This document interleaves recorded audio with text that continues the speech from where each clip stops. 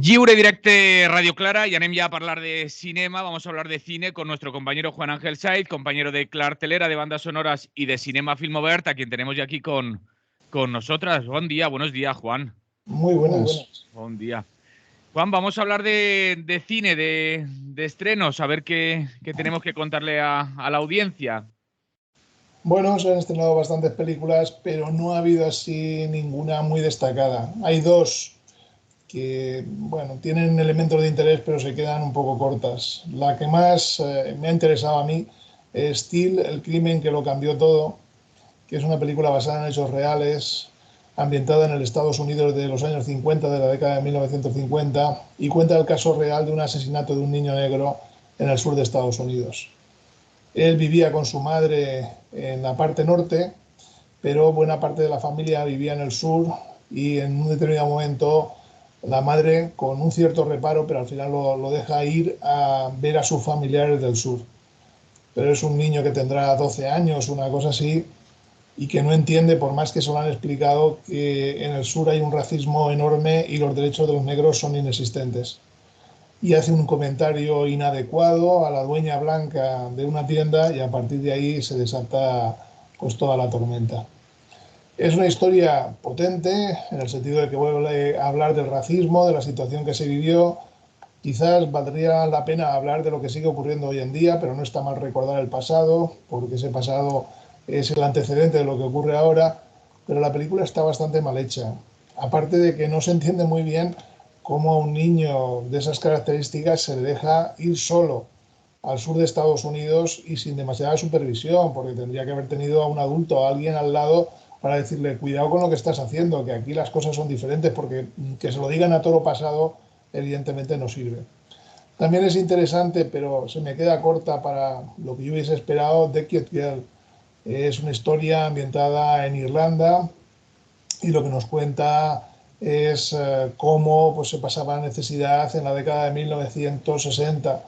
Y bueno, pues en esa década lo que vemos es como una familia de una zona rural acaba llevando a una de sus hijas a casa de unos familiares. Perdón, he dicho de los 60, es de los 80, es más reciente. A casa de unos de sus familiares durante el verano, durante la época no escolar. ¿Por qué? Pues porque son todos pobres. Y sobre todo esa familia que tiene varios hijos, pues no vive especialmente en la abundancia. Y quitarse una boca de en medio, pues lógicamente viene bien. Es una historia muy sencilla, muy pequeña, muy familiar, que podía haber tenido un poco más de alcance, pero que quizás se enreda demasiado en que esa otra familia de acogida, bueno, que es familia de la niña y de los padres, bueno, pues también tuvo una situación trágica con anterioridad y bueno, no voy a explicar más porque la película es que no tiene casi nada. Entonces, la película está bien hecha, es una película correcta, pero le falta un poco de contenido para decir, bueno, esta película está bien, está completamente bien. Desde España también llega una película curiosa, Irati. Es una película sobre tradiciones en Pamplona, en la zona de Navarra, por toda esa zona, ¿no? Es una película ambientada hace bastantes siglos, yo diría que era el año 700 y pico, el siglo VIII. Y no sé hasta qué punto está basada en hechos reales y no en hechos reales. Porque, bueno, hay una parte fantástica que evidentemente de hechos reales no tiene nada, pero me refiero que los reyes a los que se hace referencia, que al final sale un rótulo explicando tal y cual, no sé hasta qué punto tiene algo de realidad lo que vemos en la película. Pero luego lo que vamos a ver sobre todo es una historia de corte muy fantástico en la que aparecen pues, seres un poco mitológicos, grandes tesoros escondidos, grandes tesoros de oro y tal.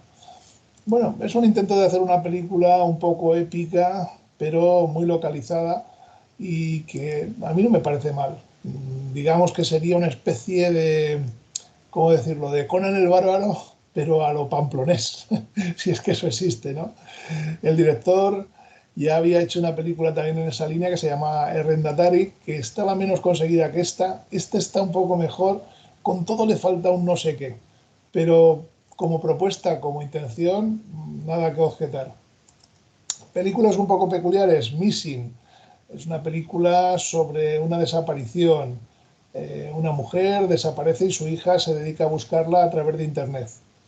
Y lo que nos encontramos, o apoyándose en Internet, evidentemente lo dice la policía, pero lo que vamos a ver es cómo esta niña, pues, o niña adolescente, cómo se dedica pues, a trastear por Facebook, por páginas web, por cámaras que graban en determinados sitios públicos, etcétera. Y a partir de ahí empieza a reconstruir lo que ha podido ocurrir con su madre, que conoció a un tipo, que resulta que ese tipo había estado en la cárcel, pero estaba rehabilitado, no sé qué, y que al final se han ido a Colombia, y en Colombia pues se le ha perdido un poco la pista.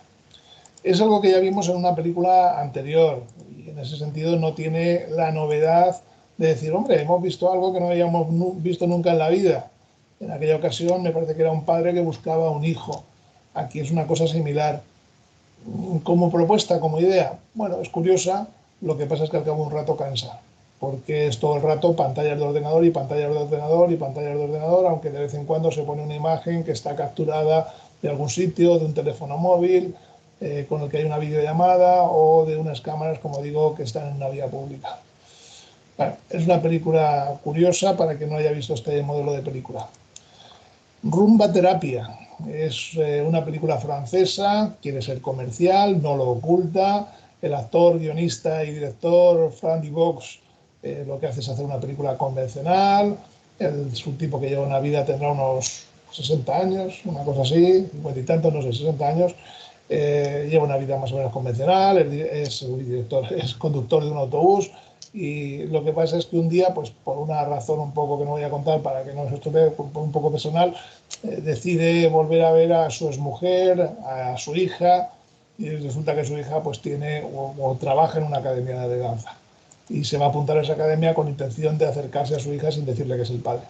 Bueno, la película es una tontería absoluta, no tiene ningún interés y es una película pues a olvidar básicamente. Momias es la película de animación de la semana, es española, es una historia pues muy peculiar de arqueología, pero también de una historia de un sitio en donde viven todas las momias y que resulta que algunas salen a la luz porque pasa una cosa por un arqueólogo que está por allí indagando. Bah, sin interés ninguno, pero película para niños típica, no vamos a meternos mucho más con ella. Terrifier 2 es la segunda parte de Terrifier, como su nombre indica, la primera no la vimos y después de ver la segunda creo que no vale la pena que la recuperemos. Es una película sobre la noche de Halloween, asesinatos y tal, es decir, enlaza directamente con el Halloween clásico de John Carpenter, pero mucho más sangriento, mucho más brutal, con muchas vísceras, litros y litros de sangre, etcétera, etcétera.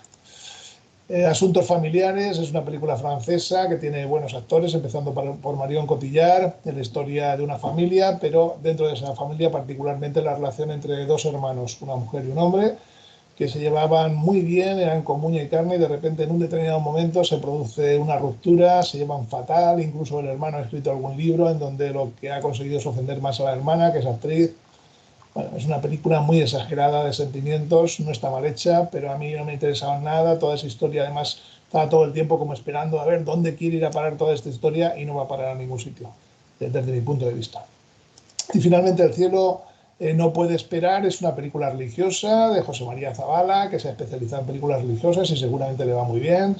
Es un documental de entrevistas, en este caso sobre un niño canonizado, Carlos Acurís, o Carlo Acurís, mejor dicho, que fue un santo prácticamente en vida, hizo todo tipo de maravillas.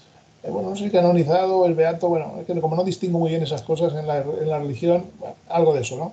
Y que tienen muchos seguidores, sobre todo en Argentina. Entonces, nada, se dedican a entrevistar a seguidores, a gente que su vida se ha modificado y tal.